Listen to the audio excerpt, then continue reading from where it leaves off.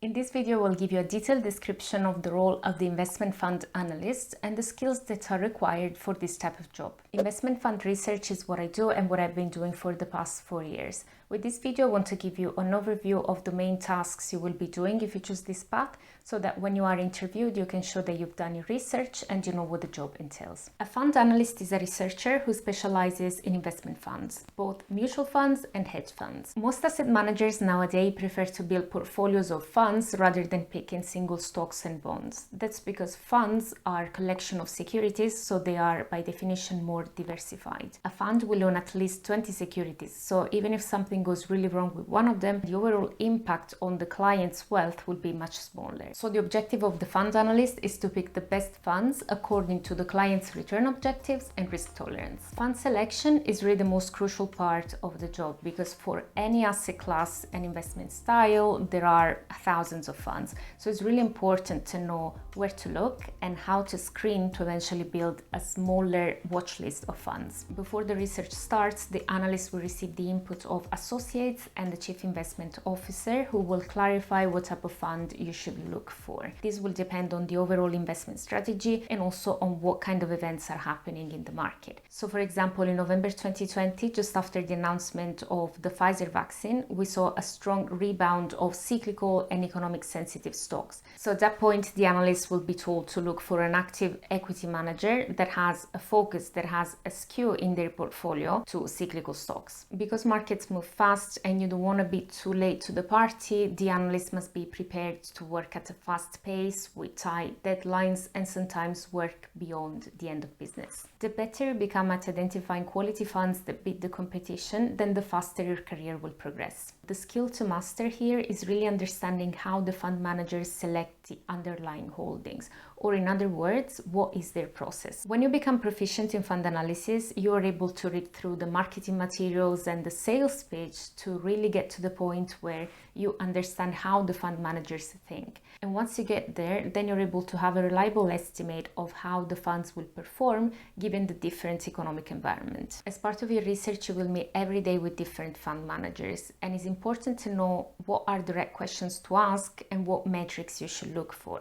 For example, for an equity fund, the first thing to check would be the style. So does the fund invest in companies which are cheap compared to their earnings, or do they pick stocks which are expensive because investors overall expect growth in the future? What sectors is the fund invested in compared to a broad index like the MSCI World or the S&P 500? Are they overweight cyclical sectors like real estate, construction, financials, or are they positioned defensively, so overweight healthcare and consumer staples? In terms of geographical exposure, do they skew any particular region, and if so, why? What risk factors do they take exposure to? Are they targeting smaller companies or mega caps? Do they have a mandate for high yielding companies, or they don't care about the income component? Does the process screen out on the basis of financial multiples? One example could be a growth fund that does not consider stocks that don't have an operating margin above 10%, or companies that don't have a free cash flow yield above the risk-free rate. All of this falls under the qualitative side of the research, but there's also the quantitative part where the analyst looks at annualized volatility, a Sharpe ratio, Treynor ratio depending on the fund, value at risk, the maximum drawdown, etc. All these statistics will be checked against the competition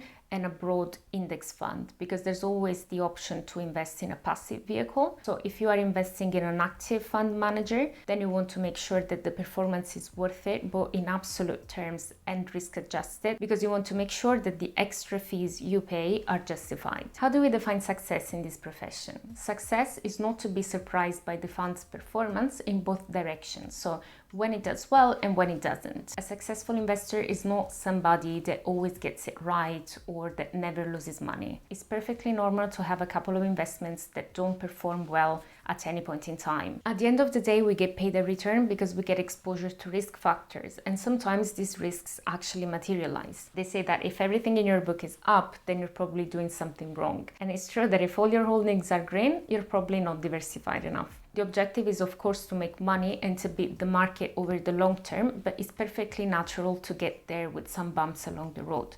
As long as you understand why the fund is underperforming, and as long as it is consistent with your initial prediction, then you're doing your job right. Once the fund is in the portfolio, then the analyst also has to monitor performance over time against competition and against the benchmark. To effectively monitor the performance of the funds over time, the analyst will need a reliable price feed. The industry standard is Bloomberg with their terminal, but also DataStream by Thomson Reuters and Morningstar Direct. Now, the type of skills which are nice to have, in my opinion, for this type of job are the following. Obviously, being good with numbers helps. Not crazy thing, just basic arithmetics, because you will be working with percentages and with ratios a lot. Communication skills are also very important, because after you research and you reach your conclusion, you have to present to the rest of the team. And if you do that effectively, then your effort will be more valued. Also, you will be interacting with external stakeholders all the time, so the better you are at keeping that relationship, the better for your career. Being able to work under pressure, keep doing your job, because this is a field where you take decisions that impact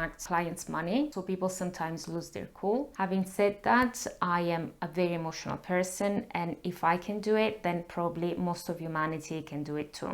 Last but not least, patience with yourself for when you get it wrong, because we have to accept that there's always a degree of randomness that impacts us. So just forgiving yourself and keep going. If you feel like you don't have these skills today, don't worry, you can always improve if you have the passion and you want to do this job. I'm so much better now than when I started, as you would expect, so don't focus on what you're missing today. I'm preparing a video where I give tips on how to get a job as a fund analyst without prior experience, targeted at students and career changers.